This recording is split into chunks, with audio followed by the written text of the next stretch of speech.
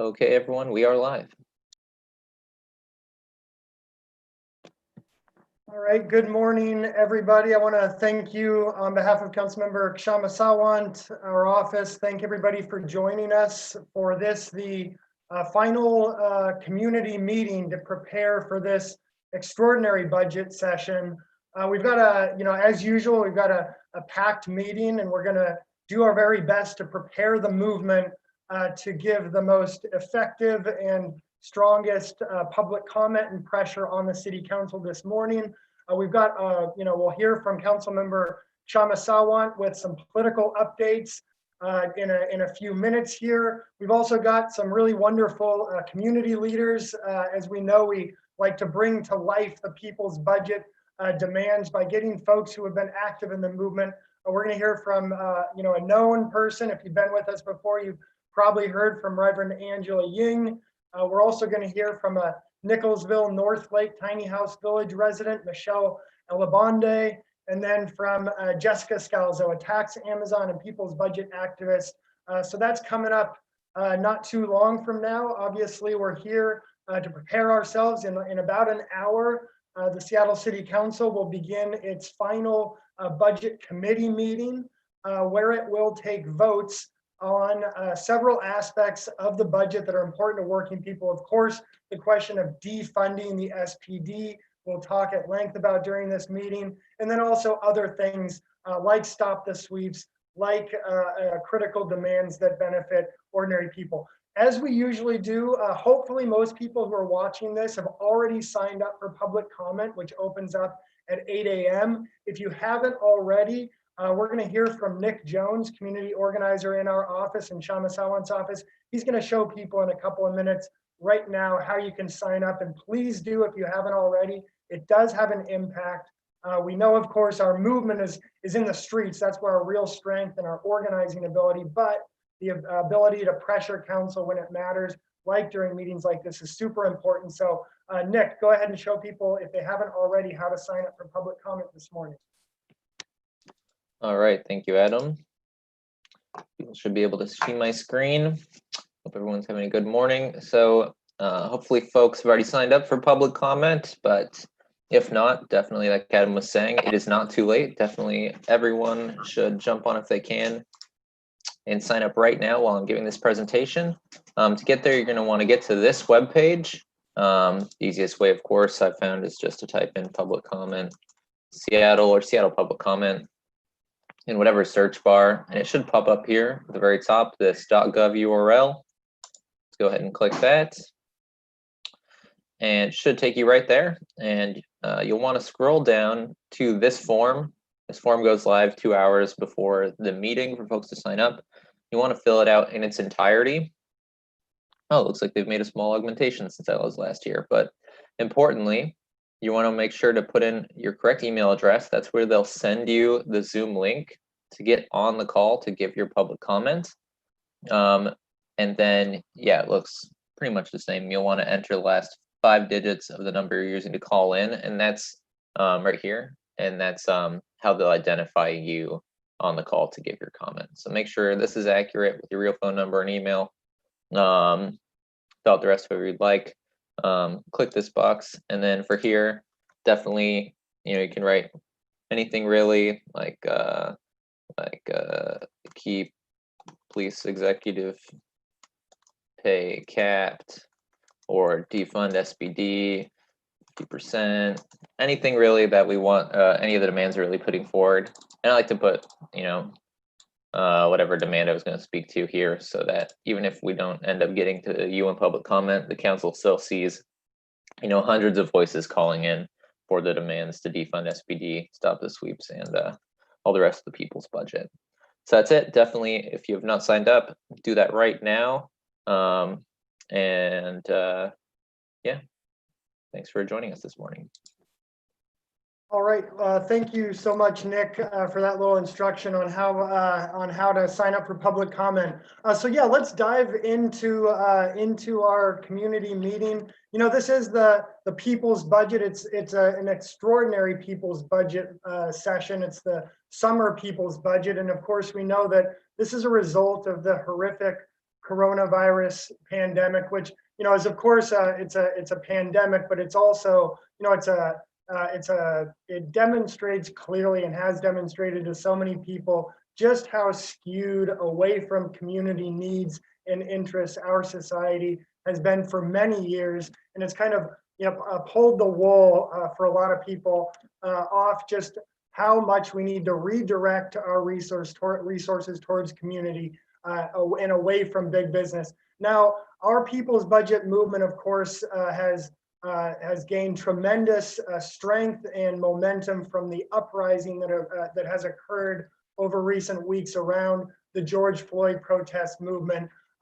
And of course, the demand to defund Seattle police by 50% has been, you know, the most, you know, resonated demand for thousands and thousands of community. We have a complicated People's Budget meeting right now because on the one hand, we need to call out the city council in a big way. I think a lot of people were surprised on the one hand, but also not surprised. You know, we had just a few weeks ago, and we'll go into depth on this in a bit, but just a few weeks ago, city council members promising to defund by 50%, you know, the Seattle Police Department. That we had 7 city council members doing that, and yet when the time came, you know, through the People's Budget movement, through Councilmember Kshama Sawant's office, putting forward the actual legislation, which again we'll go through in depth later on, to take $85 million of the police department budget for the rest of the year and take it out of, you know, the police department and put it to Black and brown community needs in the form of investment in community organizations, tens of millions of dollars for housing, for affordable housing. The city council, when given that opportunity, voted no. And in reality, what we've seen now is a defunding of a few $1 million, but far, far less than the 50% that the movement was demanding. So we need to call out city council on that and prepare for just in a couple of months, the people for next year is going to be discussed, and we need to build a stronger movement capable of carrying out the demand. At the same time, we have won important and exciting victories in this special budget season. We've won, and we'll hear about those victories from our community leaders and from Councilmember Kshama Sawant. We've won an extraordinary defunding of the navigation team, a big victory for the Stop the Sweeps movement, which of course we need to defend. It's not yet been finalized in the final budget vote, so that's one thing, is we need to defend that victory. We've also won incredibly a cap on executive pay for the Seattle Police Department. And again, we'll go into this in a lot more detail later on, but transferring several $100,000 away from the highest paid police executives, which are extraordinarily highly paid, and putting it to community needs. There are a handful of important victories which we'll go into in depth, and which we have to defend in this budget meeting, while at the same time calling out city council for not defunding the SPD, and on the whole calling out city council for ultimately passing what is not a budget that acts in the interest of ordinary people in its whole, but rather acts in the interest of the ruling class, of big business, of Seattle's political establishment. We are here. I'm hearing that Councilmember Sawant, of course, is getting ready for the committee meetings this morning and this afternoon. She's become a little bit delayed. So rather than hearing the political update from Councilmember Sawant right now, let's go ahead and move to some of our community leaders who have been fighting in this People's Budget movement, who have helped us secure some of these important victories, but who are also, you know, committed and dedicated to keeping up the fight, so that the main demand of this budget season, the main demand of the George Floyd protest, to defund the SPD by at least 50% and put that into Black and brown communities, that we keep organizing around that. So let's go ahead and begin with Reverend Angela Ying, senior pastor at Bethany United Church of Christ. Reverend Jean, go ahead and take it from here, please. Great. Good morning, everyone. It's great to see everyone. You ready to make sure that you sign up for public comment so that we could, with hundreds of us, as well as tens of thousands of us that have spoken for defund, can let this council know how important it is. As you know, just in July, and there's lots of documentation, both that was in the Seattle Times and Capitol Hill, and also a number of quotes and texts and tweets. We know that, as Adam said, 7 out of the 9 council members were going to defund the SPD by 50%, which is great. And then only a couple of weeks later, they turned around and said, oh no. And when the vote came in, just so you know, only Councilmember Kshama Sawant voted yes.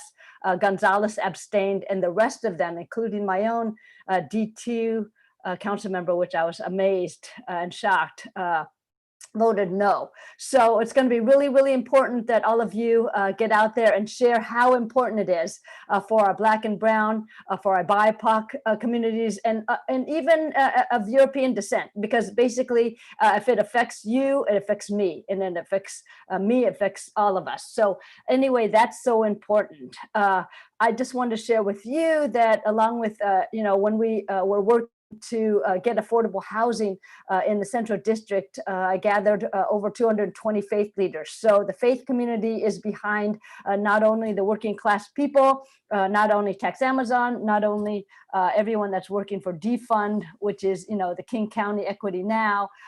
We have Got Green that are partners on our campus.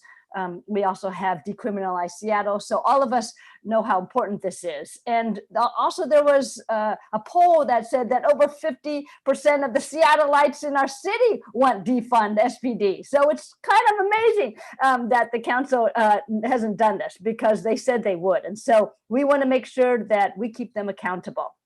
So that's one key piece.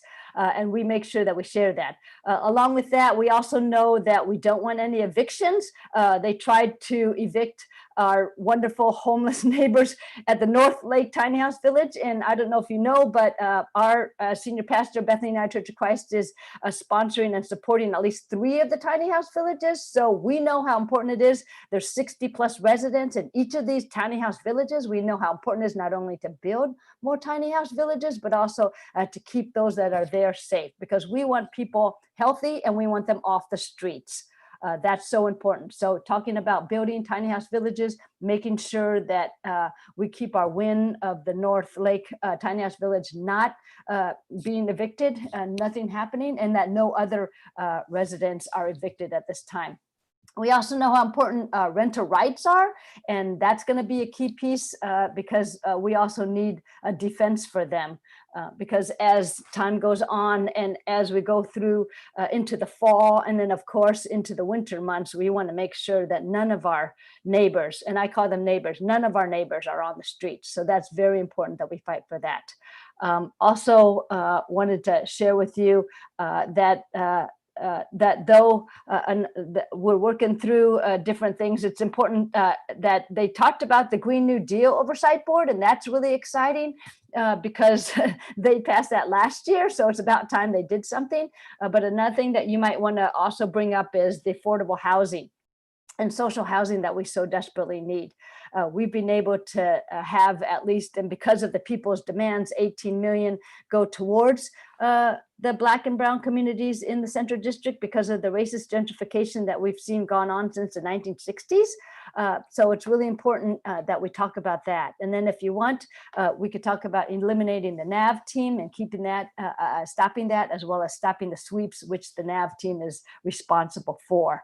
Others have also brought up the transfer of the 911 center to civilian control and out of the SPD. And of course, knowing that the chief of police earns over $293K, that we tried to cap all of the executive salaries given this COVID time to 150. And then if within their own bracket, we found out we could also make sure they have a cut, because we know all of us are cutting in order so that we could continue to have services and mutual aid. At least that's what's happening in my community. So it's really important. I share with my people that all of the workers do not lose their jobs, and at the same time, those of us that can have our salaries cut, it's important. So that's a key piece that is important in the SPD as well. But the most important thing is that we make sure that they honor their public commitment and defund the SPD by 50%, which actually still leaves $85 million for the police still between August 1st and December 31st. That's still a huge amount of money. And as you know, the SPD budget is huge. I mean, it's more so than any of the other arts and culture, immigrant rights, parts and rec. I mean, the list goes on. And as you'll see in the presentation, it's a no-brainer to say that we need to defund the SPD by 50% and use those funds to support our BIPOC communities and all of our communities, because there's so much need, as well as the arts and cultures. So I just want to share that. Also want to thank everyone for continuing to mobilize, because we're trying to make changes in 2020. We also will make changes in the people's budget for 2021, and that's just around the corner. So we're just grateful for the continual momentum that everybody is working together as working class people, as people working for racial, economic, LGBTQ+, and climate justice. Also wanted to mention that you might want to know that the mayor vetoed the COVID-19 relief, which is, for me, ridiculously outrageous. We're in the middle of a pandemic, as well as racial unrest. And so we desperately need those funds. And so just wanted to share with you that that is something we'll continue to fight and ask the city council to overturn, because they voted unanimously for that. But keep the pressure on for defunding SPD. Keep the pressure on to build tiny house villages, keep the pressure on so that we can make sure no one is evicted, that we have renters defense, keep the pressure on to transfer the 911 transfer to civilian control and out of SPD, and make sure that you know that you're not alone. So welcome to the fight, because when we fight, we win. Thank you. Thank you so much, Reverend, for both the inspirational words, but then also just the thorough kind of restating of the key people's budget demands, and then also just recognizing what we are up against here when we've got a mayor who literally vetoes COVID-19 relief, and in the context of this crisis where working people are suffering so much. And I do think it's important to just note that another of the victories were that our movement had previously won funding for a Green New Deal Oversight Board, which was then removed by the mayor in this extraordinary budget, but then it was re-put back in, and that's another victory of our movement. And then also an interesting one, which is, Councilmember Sawant put forward as part of the defunding of SPD a cap of $150,000 on the salaries of the SPD officers. That unfortunately was not passed, but what did get passed was a requirement for the SPD to report on salaries in excess of $150,000. Obviously, that in and of itself is nothing, but it does give our movement an opportunity to pressure on more and more points. And that, of course, is a theme that we hear throughout. Those of you who are watching, know that our movement is constantly needing to grow stronger and stronger, not just to win more stuff, but to defend the victories that we've won. So to that end, let's go ahead and hear. We're going to hear from a Northlake tiny house village resident from Nicholsville, Michelle, and I had the pleasure and honor, really, of hanging out in a socially distanced way yesterday with Michelle, but also others from Nicholsville, Northlake, who were had a barbecue to celebrate the incredible victory. Adam, sorry, can I interrupt real quick? I saw that Councilmember Sawant just hopped on and has to get off quickly for the council briefing, so maybe we should just have her speak first. Sorry, Michelle. Wonderful. Thank you so much, Nick. Let's go ahead to Councilmember Sawant, who's got limited time to hear that political update that we rely on so much. So Kshama, take it from here.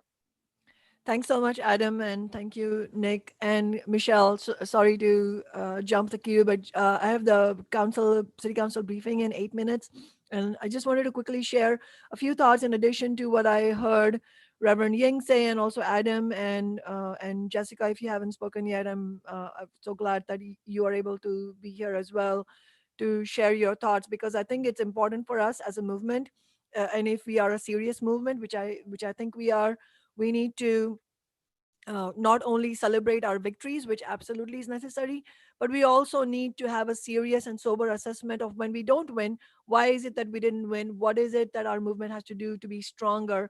And I think it's really useful for us to draw a contrast between why we won the Amazon tax, an absolutely earth shattering victory in the city with the nation's most regressive tax system.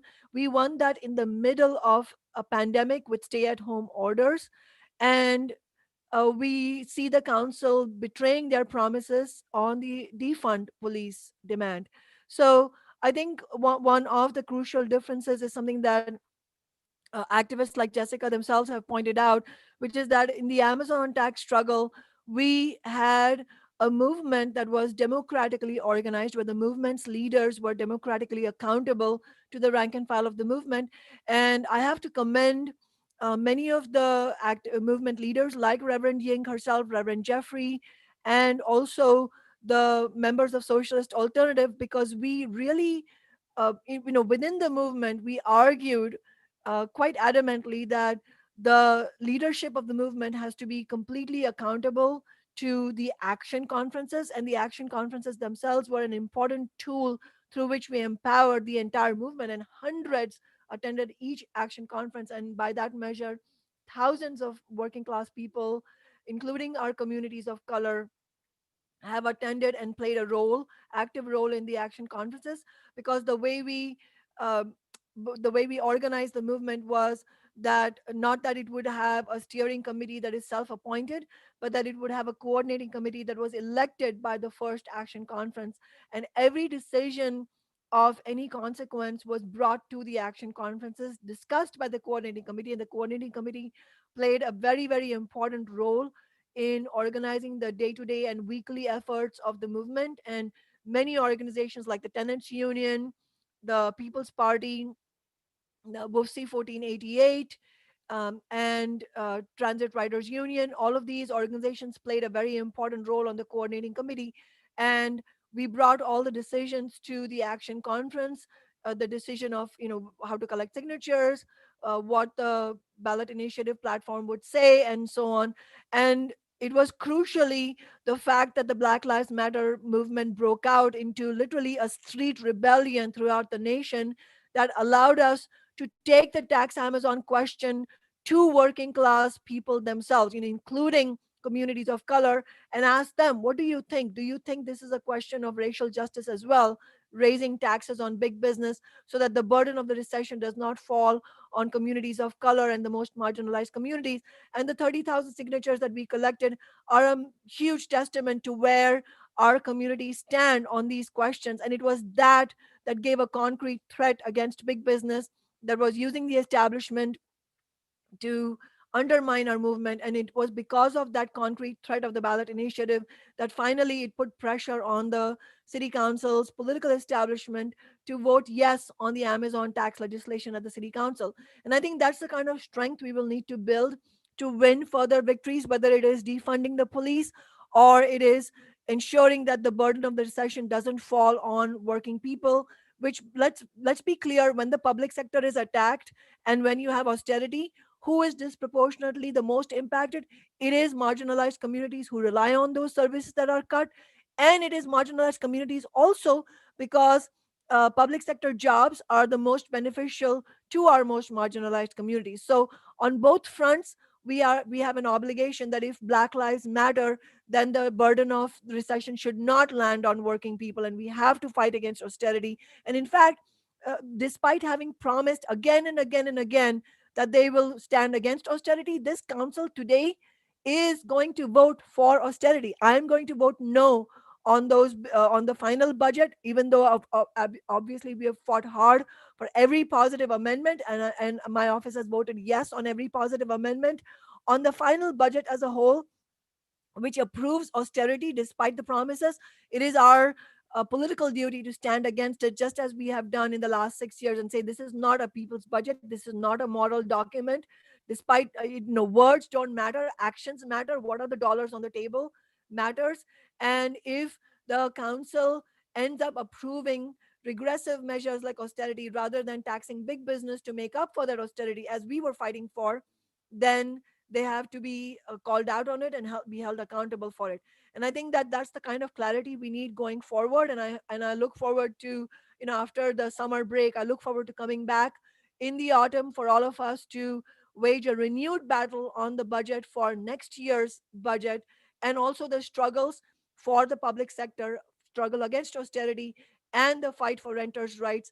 And we know we are going to need a rent strike in the coming months in order to make sure that we don't have a tsunami of evictions. Thank you. I'll stop there. All right, thanks, Councilmember. Glad that we were able to get that update in, and yeah, just a really important kind of understanding of how our movements have been able to win huge victories, but obviously over and above, just tremendous opposition from big business, and of course, taking literally hundreds of millions of dollars from the Seattle police is also going to require that kind of a fight. It was before we cut to Kshama, we're just about to hear from Michelle Elbandi, a North Lake tiny house village resident, who can talk to us about the stopping the sweeps, but then also the tremendous work that they've been doing advocating for funding for tiny house villages and many other things. So Michelle, if you're ready, go ahead and take it from here, please.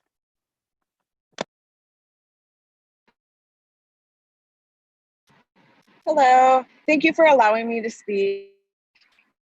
We support the Black for change. We also continue to ask for the ending of sweeps. There needs to be change. Far too many people are affected by what is happening around the city. This is the time to make has the ability to be the model for cities across the nation.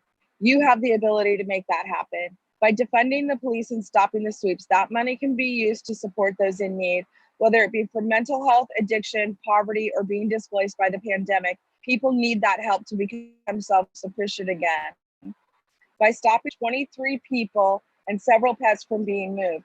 Many of us have health problems. We also have several people that are more vulnerable than the average homeless person. I personally fit into both categories. It was scary wondering where we would all be, how we would be able to support one another if forced to. Many of us feel safe for the first time in years. We hope more city council members will help with this ongoing fight. No one is saying all police officers are bad. We do believe that holding the department more accountable will force the much needed change. On behalf of North Lake, we thank you for all you do.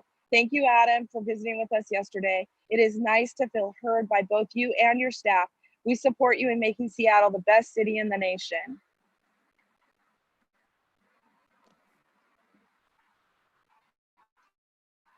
All right, thank you so much, Michelle. Really, yeah, the feeling is of course mutual. I just wanted also just the, as Kshama goes to do, frankly, what is oftentimes battle on the, in the city council meetings against all kinds of efforts to, to discredit our movement, to portray our movement as not knowing how things get done or not understanding, nuances, to hear the support from the Nicholsville residents, and mainly to feel the organized force, time and time again to advocate and pressure for the things that the People's Budget movement puts forward, and funding for renters and working people, communities of color. I just wanted to show, that there's a card that the North Lake residents put together for Kshama in appreciation of the work that she does, but in reality, it's the work that we all do together. The dozens of people who are watching right now who wake up in the early morning, sign up for public comment. And I just want to, the Nicholsville people in particular really do demonstrate, what Kshama was talking about earlier about how we win things. We're going to hear from Jessica Scalzo very soon, also about experiences fighting in the movement. But I just want to relay really quickly a story. The very first People's Budget movement, we actually began it, we weren't planning on it. We had heard though that, or we learned in the very first budget process that we were part of, that literally right in the middle of every budget season, and this had been happening for decades, the Seattle City Council, usually the majority of them, went off on a taxpayer-funded retreat with the Chamber of Commerce sponsored Boeing, Microsoft, all the biggest businesses. The year that we got in there, they were going to Suncadia Resort, literally spending thousands of taxpayer dollars. So we said they can have their big business budget talks. We're going to have our people's budget. And we had a press conference on the steps, and the biggest participants of that, there were many different groups that participated, but it was the Nicholsville people, at that time, the unauthorized homeless encampment community who came out and fought the hardest in that people's budget. And that was the year that Seattle, for the very first time, won authorization and several $100,000 of funding for these encampments, which in reality, are a critical life-saving mechanism to address the worst impacts of the failed for-profit housing that we have here. And that victory came after literally a decade of trying to fight in the normal way, responsibly asking, politely asking council members to please authorize these encampments. And every year was no, no, no, until we packed City Hall, we built a movement, and we made it impossible for council members to vote against it. So the appreciation is mutual, and thank you so much to the Nicholsville activists and the community members for fighting so hard for so many years for these people's budget demands, and their victory here in stopping the sweeps, which again is years in the making. We have to defend it today, but that's a victory that our movement should be extremely proud of and will save numerous lives. I saw it yesterday. There's flowers all over the place at the tiny house village at North Lake, hummingbirds, not a single case of COVID-19 in a community, the homeless population, which has literally been ravaged together with other marginalized and communities of color. So thank you, Nicholsville, North Lake folks, for fighting. Let's go ahead and hear right now from Jessica Scalzo, who's another activist in the Tax Amazon movement, the People's Budget movement. I know been active in other organizations as well. Please go ahead, Jessica. Tell us about this, People's Budget movement and how we can fight for and win things. Okay, thank you. Yeah, my name is Jessica Scalzo. I'm happy to be here, happy to listen to everyone speak. I always learn so much every time. I'm an activist. I've been involved with a lot of different campaigns. Most recently, I was involved with the Tax Amazon campaign, and we got that victory. So that's exciting. And right now, like a lot of you, I am working to defund SPD by making the calls, the emails, doing public comment, protesting in the streets.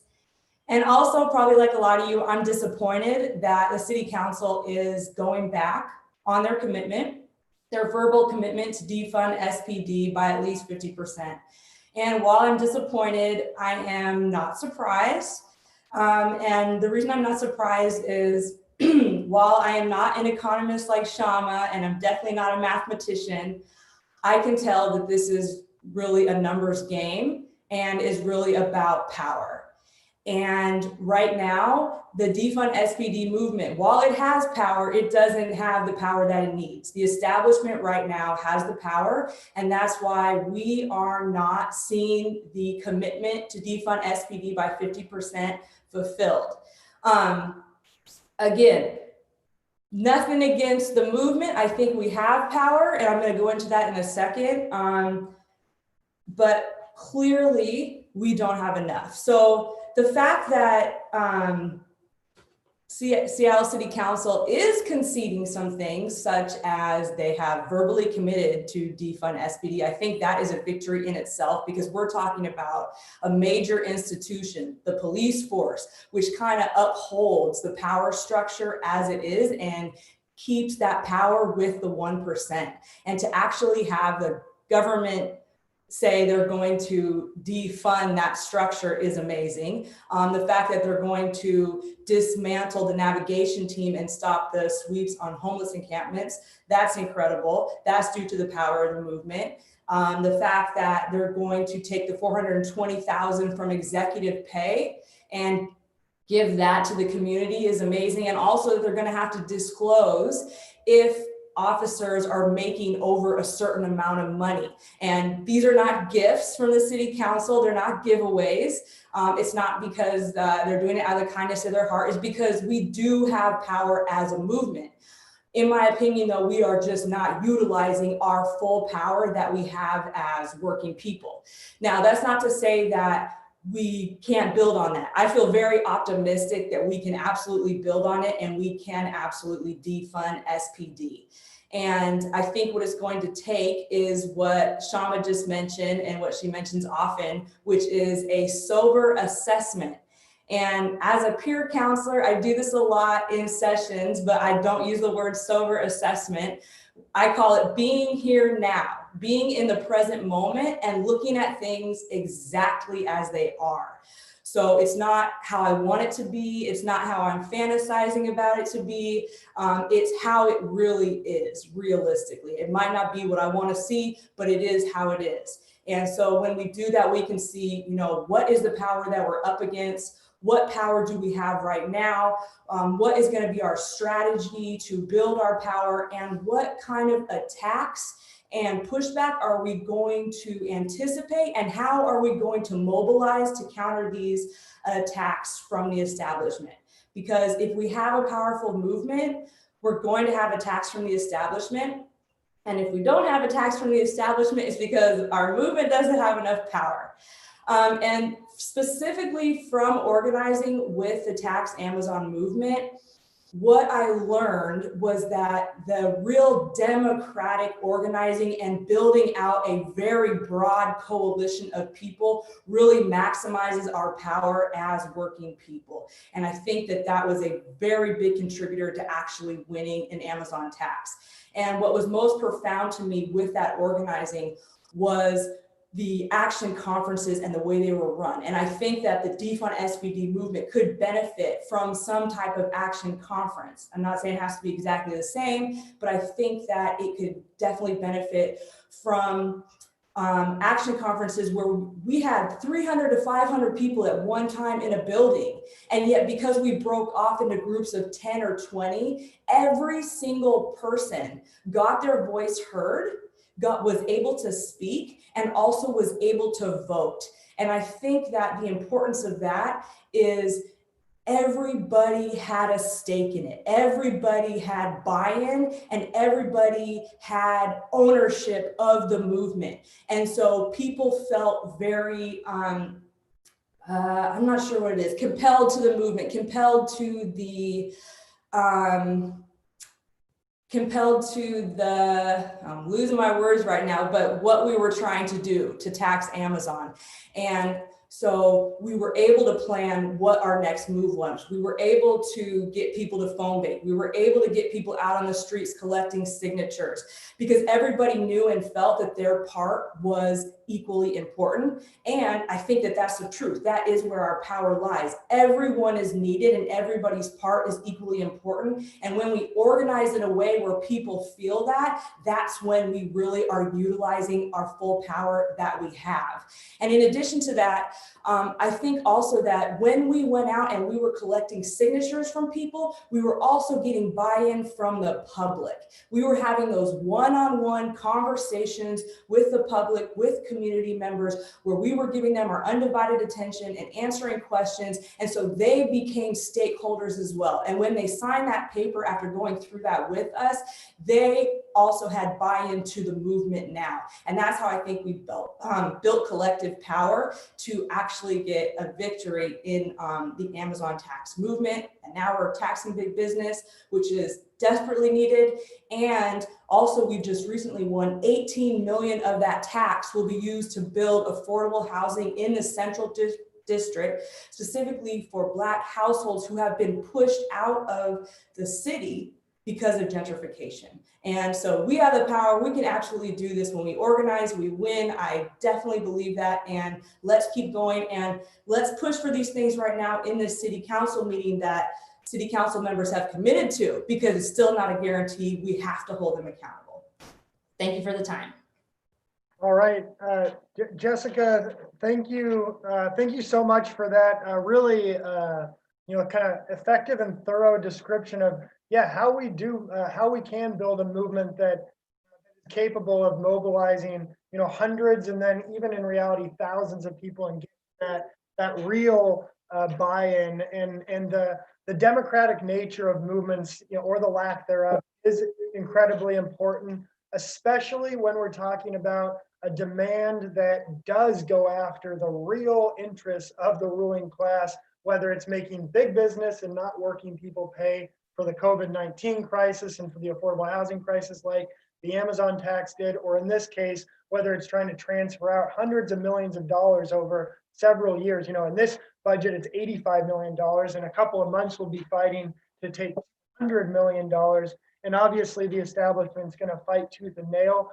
In order to have a fighting approach, we did recognize that those action conferences, allowing the movement to determine that it's going to be bold demands and a fighting approach, as opposed to what oftentimes, if you don't have that active participation of hundreds, then a collaborationist approach, the idea that, a few people negotiating behind the closed doors, with the support of a movement, but really the movement's role is to kind of be leverage for those master negotiators. We wanted to crush that approach, which in reality was an approach that led to the first Amazon tax repeal. We wanted to crush that. And in reality, I do think it's appropriate in the context of this defund movement, where we're very actively now seeing the city council trying to pass off a few $1 million of transferring of funds as an actual defund, or as the first step towards an actual defund.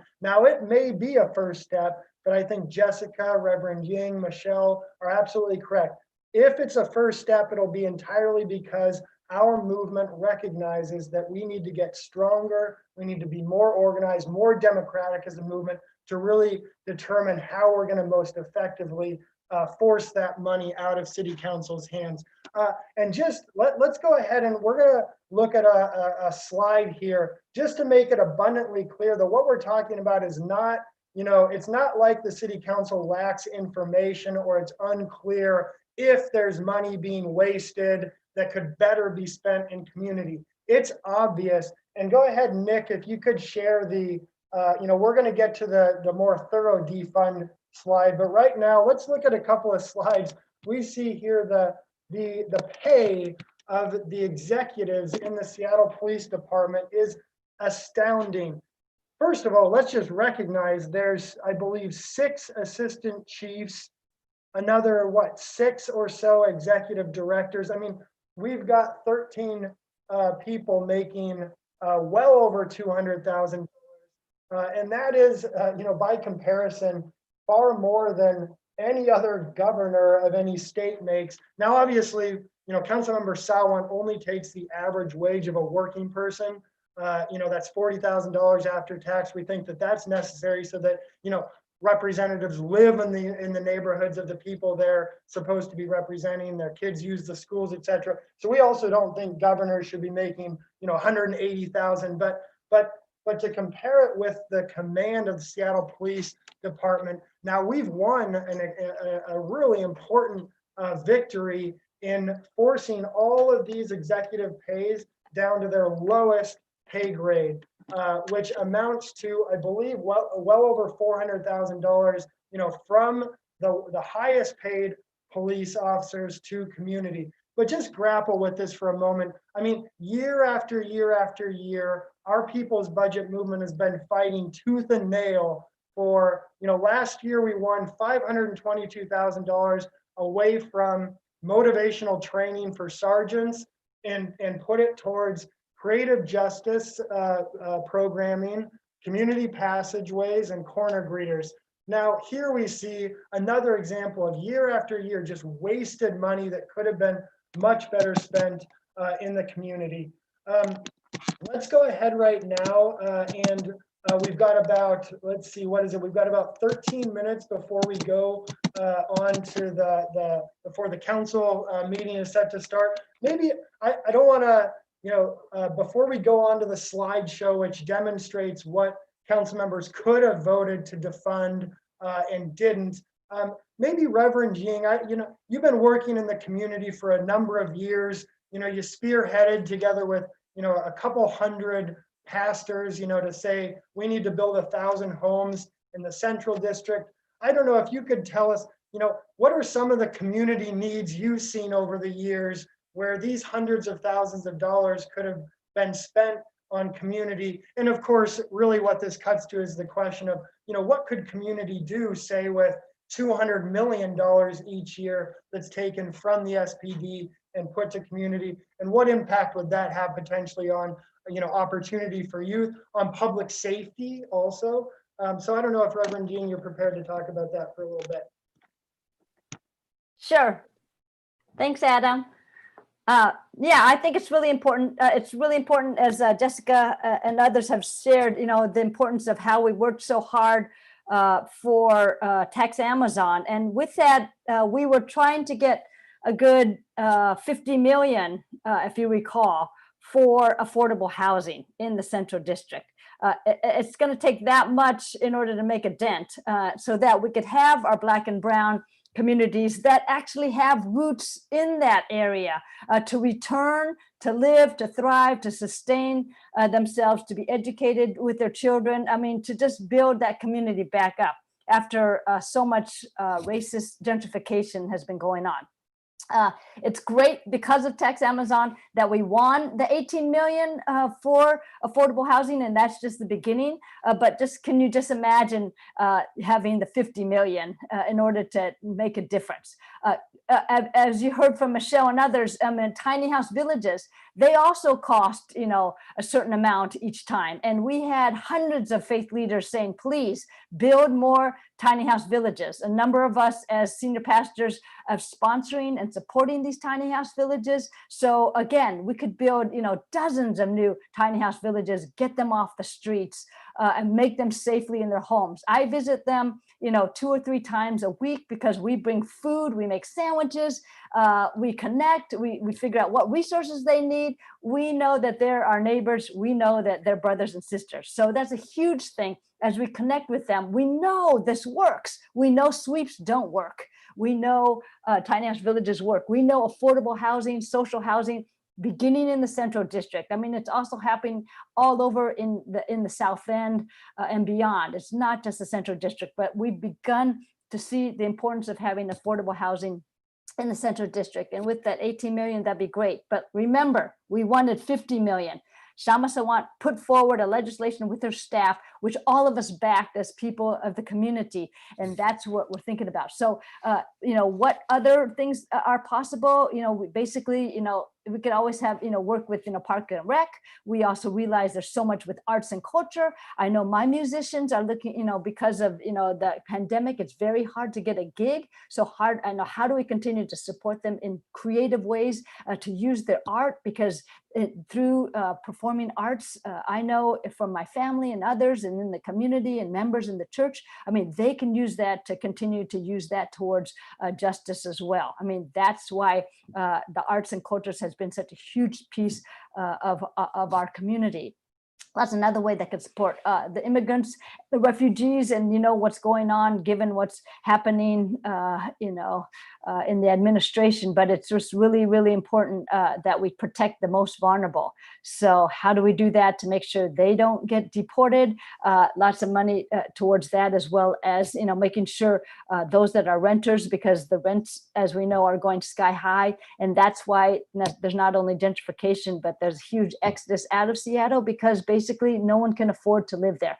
We've lost a number of members that had to move literally out of Seattle. So we had members move to the Midwest because after they retired, they said, literally, Pastor, I can't afford to live here.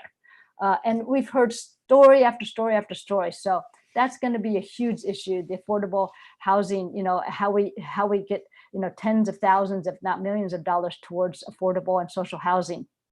Green New Deal, also really, really important. Our climate justice and our work is for our children and our children's children. So I don't want to forget that. Got Green 350, so many others working for that. And then also, I recall working, on Tax Amazon and working with the working class. And they were saying that they were building homes, for luxury apartments that they themselves couldn't even live in. That's just outrageous. I mean, you're putting your hard work labor into something you can never live in. I mean, so anyway, I just think it's really important we continue to work. The victories we need to continue to, to celebrate. And at the same time, yes, we'll continue to fight knowing that, yes, there's some things that we won't win, but think about it. We lost the Tax Amazon in 2018 and in 2 years made it work. So again, this can very much happen for defund SPD, because basically with the movement behind it, with over 50% of the Seattleites saying, of course, basically we don't, they have a huge budget. And as we saw from the salaries, I mean, all of us, I know as pastor, I'll never see that in my lifetime, but we're also taking cuts now to make sure that our working class people that work with us are, continue to have a salary. So that's a huge commitment, and that takes heart. That takes, wanting to make a difference, and that takes not being greedy. All right. Well, thank you so much, Reverend. And yeah, it is one of those things where, we're fighting for all those things that Reverend Ying talked about and others about, the community needs, etc. But we also you should recognize that these are not academic questions. There is a burning material need that these communities have, that if this money is not invested in these communities, then the problems will not be solved. It will just get worse. And that's not just about, the kind of the burning concrete needs. That applies also to the systemic racism, which we all know just courses through the veins of police, not just this police department in Seattle, but throughout the entire country. And if there's not the actual systemic change, in transferring of money, but then also just in what that would mean in terms of communities that actually see real investment, and then create the material basis for for a different kind of interaction where you're not having people who are chronically underpaid, unable to afford basic needs, basic housing, butting up against a police force which is tasked with defending literally $1 trillion company, the richest men in the world, while 12,000 people live on the streets of our city. In order to actually address those problems, we know bloated police departments do not make cities safer. Actual investment in community needs do. We're about 5 minutes out from 10 o'clock. Now, usually that would mean that the council meeting begins immediately. I just want to let viewers know that this morning might be a little different. Council briefing happens every Monday morning at 9:30. The budget committee meeting is actually going to begin right after the briefing ends. So you're going to go over, just like we always do with watchers, at 10 a.m. to the city council meeting. It technically might be briefing. You'll see council members talking. And then after a period of time, when that gets over, it'll move to the budget committee and it'll begin with public comment. In the last few minutes, let's go ahead and just, remind ourselves of some of the things when we're giving public comment. You have 60 seconds to 2 minutes max. Obviously, you want to identify yourself. As we always say, it's one thing for an individual to give comment. It's another thing for an organized force to give public comment. So the more people can identify with the organization that they, work with, the People's Budget Movement is of course a fighting, part of this budget conversation. Calling out the fact that Councilmember Kshama Sawant put forward actual defund legislation, which council members refuse to support, and that our movement is paying attention, and that we're going to be demanding that they fully defund during the next budget season is of course good. And then, as speakers have highlighted, defending the victories we have won. It is a massive thing that we defunded the NAV team, making sure council members know that we're aware that we won that. And if they try and go back on that at the vote today, we are going to make them pay a political price. That's an important message to get across.